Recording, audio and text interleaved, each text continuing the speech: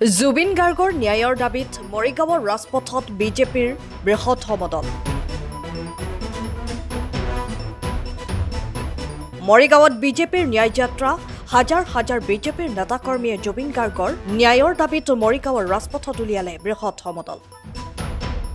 এই ন্যায় যাত্ৰা সমদলত অংশগ্ৰহণ কৰি মন্ত্ৰী পীযুষ হাজৰিকা, মন্ত্ৰী বিমল বৰা, মৰিগাঁও সমষ্টিৰ বিধায়ক ৰমাকান্ত দেউৰী, তিৱা স্বায়ত্ত পৰিষদৰ মুখ্য কাৰ্যবাহী সদস্য জীৱন চন্দ্ৰ কোঁৱৰৰ লগতে আন বহুকেইগৰাকী নেতাই। মৰমৰ আদৰৰ শিল্পী জুবিন গাৰ্গ ডাঙৰীয়াৰ অপ্ৰত্যাশিত মৃত্যুৱে সমগ্ৰ অসমৰ জনজীৱনক বিহ্বল কৰি তুলিছে, বেদনাহত কৰি তুলিছে আৰু তেখেতৰ আত্মাৰ আমি সদ্গতি কামনা কৰিছোঁ। তেখেতৰ এই অনাহক মৃত্যু আমি ম্ৰিয়মান হৈ পৰিছোঁ, কাৰণ তেখেতৰ জীৱনকালৰ সৃষ্টিৰাজিয়ে আৰু বহু অসমৰ সাংস্কৃতিক ক্ষেত্ৰখনত বৰ্ণাঢ্য কৰাৰ ফল আছিল, কিন্তু এই মৃত্যু কাৰো কাম্য নাছিল।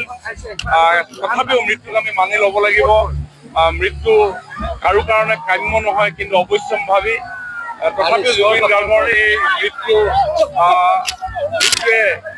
যি কাৰণ, যি প্ৰকৃত কাৰণ, সেই কাৰণ জানিবৰ কাৰণে সমগ্ৰ অসমৰ জনসাধাৰণ আজি অপেক্ষাৰত।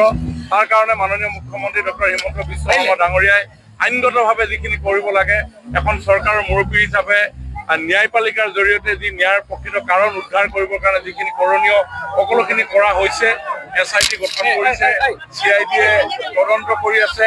সমান্তৰালভাৱে উচ্চ ন্যায়ালয়ৰ এগৰাকী ন্যায়াধীশৰ জৰিয়তে গোটেই বিষয়টো পুংখানুপুংখভাৱে চোৱা চিতা কৰিবৰ কাৰণে দায়িত্ব প্ৰদান কৰা হৈছে। কিন্তু এইখিনি কৰাৰ পিছতো অসমত এনেকুৱা ধৰণৰ এটা বাতাবৰণ নিৰ্মাণ হ'ল যে যি বাতাবৰণে কিছু বিভ্ৰান্তিৰ পৰিৱেশ সৃষ্টি কৰিছে, আৰু ভাৰতীয় জনতা পাৰ্টীয়ে তেনেধৰণৰ বিভ্ৰান্তিকৰ পৰিৱেশ কেতিয়াও হোৱাটো নিবিচাৰে।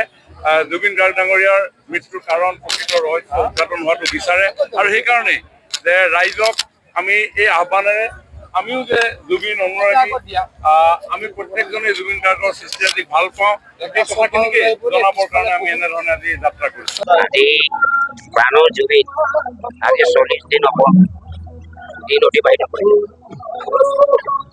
এই 40 দিনত তেখেতে যাতে আত্মাই সদ্গতি পায়, তাৰ কাৰণে তেওঁ য'তেই নাথাকক আত্মা সদ্গতি পাবৰ কাৰণে আমাৰ বিজেপি কাৰ্যকৰ্তাসকলে মৰিগাঁও জিলাত আজি শান্তি সমদল উলিওৱা হৈছে। এই শান্তি সমদলৰ জৰিয়তে তেওঁ উচিত ন্যায় পাওক আৰু তেওঁ শান্তিয়ে থাকক, সেই কামনাৰে আজি আমাৰ মৰিগাঁওবাসী ৰাইজে ওলাই আহিছে। মৰিগাঁৱৰ পৰা শশীকান্ত বৰদলৈৰ ৰিপৰ্ট, টাইম অফ চাউথ। সময়ৰ খবৰ সময়ত পাবলৈ ফ'ল' কৰক টাইম অফ চাউথ।